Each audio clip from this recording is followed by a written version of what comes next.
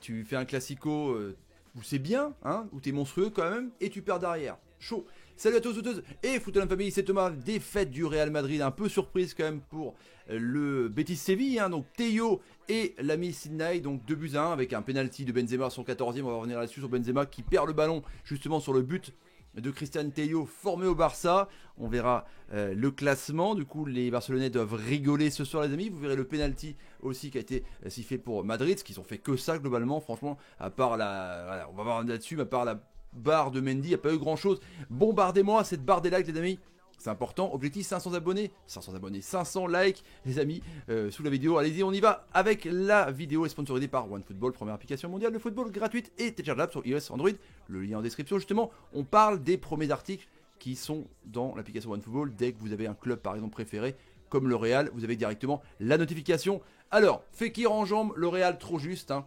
C'est ce que je pense OneFootball a voulu dire en premier, c'est-à-dire que Fekir, alors les 20 premières minutes étaient un petit peu délicate et après il a été monstrueux. Il a mis à mal Militao. Alors Militao, faut qu'on m'explique ce joueur du Real, franchement, qui était bidon complètement. Carvara laissé au repos, je suis d'accord. Militao, voilà, c'est un dev central, il est pâteau, il est grand, il sert à rien, il a été nul, sans déconner. Donc Fekir s'est régalé, des petits ponts, des roulettes, des crochets, franchement un grand Fekir.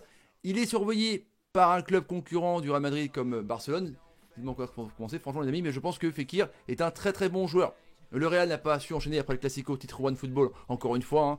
Le Betis a semblé vraiment pas souverain quand même, parce qu'il y a eu des bonnes occasions, notamment par Vinicius ou par Benzema, encore une fois, je vous ai dit, Ferland Mendy, quand il est rentré, a fait une superbe frappe, touchée d'ailleurs par Robles, le gardien, Joël Robles, mais voilà, c'était la seule action. Il y a eu Ramos qui a essayé à la fin pour essayer de revenir, mais c'est toujours la réaction en tout cas pour les hommes de Zidane. Et le troisième article, donc c'était la une de One Football, c'était le Real chute au Betis et laisse la main au Barça.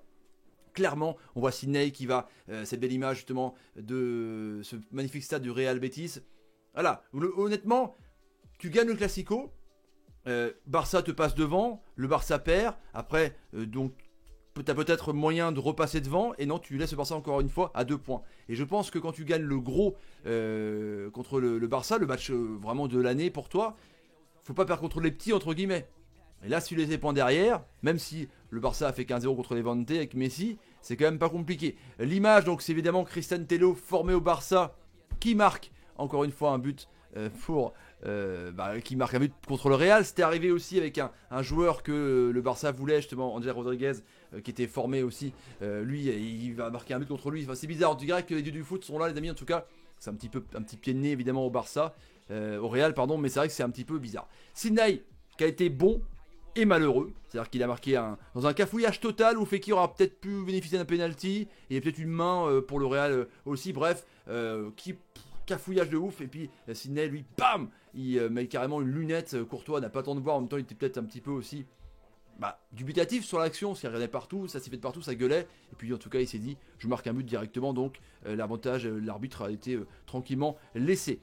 Et puis ce penalty, donc un peu de temps après, voilà, il y a but, il y a Benzema donc, qui marque le but, mais là la faute de Sidney, voilà, il est acteur du jeu à don parce qu'il marque un but et derrière il fait une faute un petit peu dramatique. Et pour revenir vraiment au Madrilène, ce milieu de terrain, Kroos Modric, franchement, pourquoi tu mets pas Federico Valverde qui a apporté un petit peu plus d'allant devant titulaire quoi. Kroos il est cuit.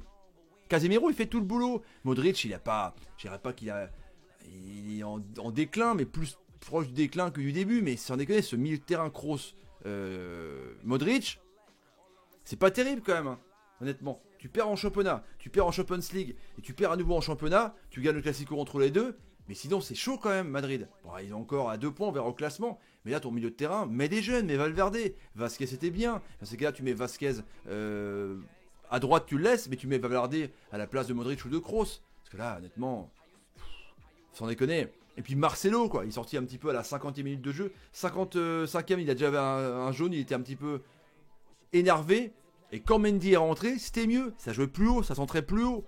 Marcelo, c'est fini. Kroos, c'est fini. Modric, c'est fini. C'est des joueurs vieillissants quand même, les amis. Base-toi sur Mendy, Valverde, mais des jeunes, quoi. Et Militao, voilà, c'est essayé en tout cas, mais c'était vraiment énorme. Benzema, voilà, il a 6,6 alors qu'il y a un penalty. Bon, son 14e but quand même de Liga. Et il est coupable sur le but parce que c'est lui qui perd le ballon. Et derrière, après, Tello, avec la passe en profondeur, passe tranquillement. La passe de Guardado qui a été très très bon, le petit feu follet. Franchement, voilà, Benzema, c'est lui le fautif. Mais bon, ils essayaient de gagner le Real. Et puis derrière, ils se prennent un contre avec une perte de Benzema. Voilà. Et Fekir a été énorme, franchement, sans déconner. Fekir a été 7,2. C'est la meilleure note, je crois, avec Sydney pour le Betis Séville. Dans tous les bons coups, franchement. Et je pense qu'il est parti de Lyon pour le Betis. On s'est demandé pourquoi. Mais c'est qu'une étape. C'est un joueur énorme. Et il faut plus qu'il aille dans l'entrejeu parce qu'il était beaucoup plus côté gauche en première mi-temps. Deuxième mi-temps, il était vraiment derrière l'attaquant, derrière Lauren Moron. C'était vraiment bien. Un grand Nabil Fekir, les amis, honnêtement. Un énorme aussi Joaquin qui aurait pu avoir le ballon du 2-1 justement. Il dribble Courtois. Il voit Moron justement. Et à Modric qui arrive juste derrière pour l'enlever comme il était proche du 2-1. Franchement, 38 balais le mec, 38 balais. Allez, le débrief les amis est terminé. Maintenant, on y va avec le classement. 56 points pour Madrid. Donc la semaine prochaine, évidemment, Madrid devra gagner opérativement. Et Barcelone, donc prend la main. Il reste quand même 11 journées. Et Betis, dans la lutte pour le maintien, prend 3 points importants. Gagner contre le Real Madrid, c'est quand même assez intéressant. Voilà les amis pour le débrief. Partagez la vidéo sur Twitter, Facebook, Instagram et Snapchat. Les commentaires, est-ce que vous trouvez que Fekir mériterait d'aller plus haut en Liga hein? Et les 500 likes, les amis, je vous laisse. Salut, salut, salut, salut et salut. Faudra se reprendre quand même pour Madrid, ça c'est clair.